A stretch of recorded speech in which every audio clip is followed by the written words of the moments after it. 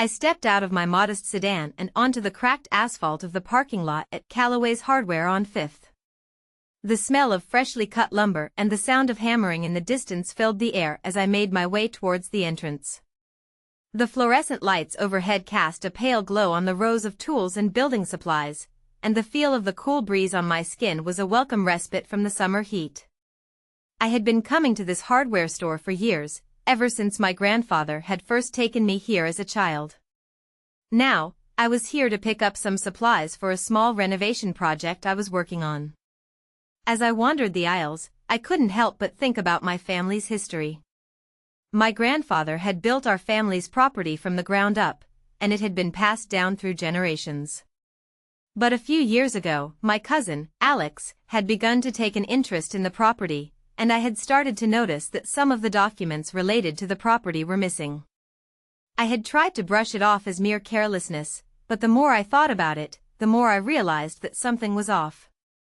That's when I discovered that Alex had forged documents to steal the property from our family. I had been keeping this knowledge to myself for a while now, watching as Alex continued to manipulate and deceive our family members. It was hard to see, but I knew that I had to be patient and gather all the evidence I needed before I could take action. I had always been the quiet one in the family, content to observe and listen rather than speak out. But this time, I knew that I had to stand up for what was right. As I finished shopping and headed to the checkout, I caught a glimpse of Alex's smug face as he walked out of the store. He was chatting with one of the employees, laughing and joking like he didn't have a care in the world. I felt a surge of anger, but I pushed it down, reminding myself that I had to stay calm and focused. I paid for my supplies and left the store, my mind racing with thoughts of what I would do next. The days turned into weeks, and the weeks turned into months. I continued to gather evidence, quietly and methodically building a case against Alex. I knew that it wouldn't be easy, but I was determined to see justice served. And then, one day, I received a call from Alex, inviting me to meet him at the family property. He had a proposition for me, one that he claimed would benefit both of us. I agreed to meet him, my heart racing with anticipation. As I arrived at the property, I could see Alex waiting for me by the old oak tree. He was smiling, confident, and completely unaware of what was about to happen. "Hey, cuz," he said, as I approached. "I've been thinking, and I've come up with a plan to develop this property. We can split the profits, and it'll be a win-win for both of us."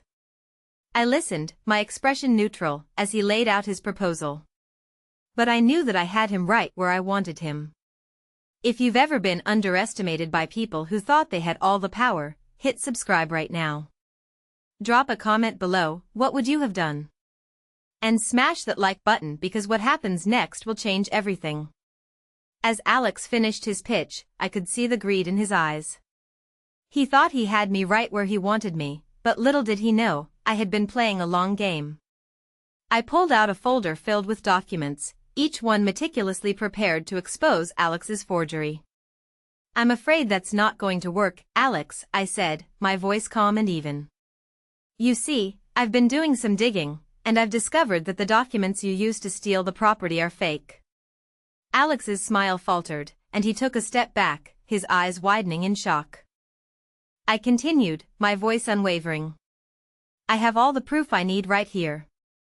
The original documents, the witness statements, the expert analysis. You've been caught, Alex, and there's no way to talk your way out of this one." Alex's face turned red with rage, and he spluttered, "You'll never be able to prove it. I've covered my tracks too well." But I just smiled, a quiet, devastating smile. "I don't need to prove it, Alex. I just need to show it to the right people. And I think it's time I did that." The look on Alex's face was priceless. He knew he was beaten, and he knew that I had the upper hand. He tried to bluster and threaten, but I just stood there, calm and composed, as the reality of his situation sunk in.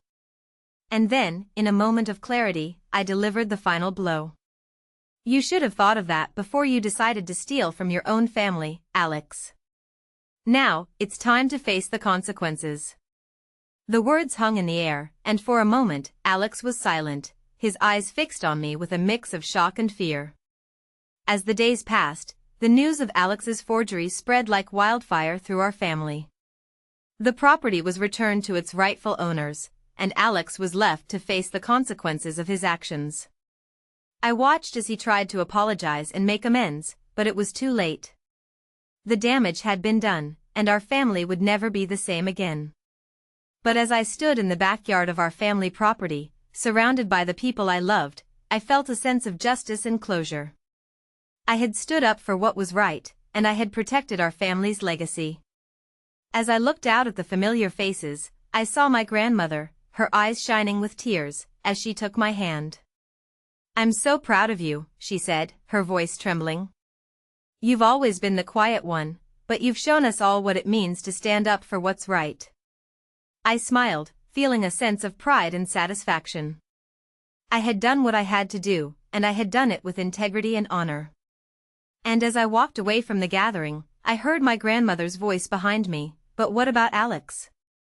What will happen to him now?" I turned back, and our eyes met, and I knew that this was far from over.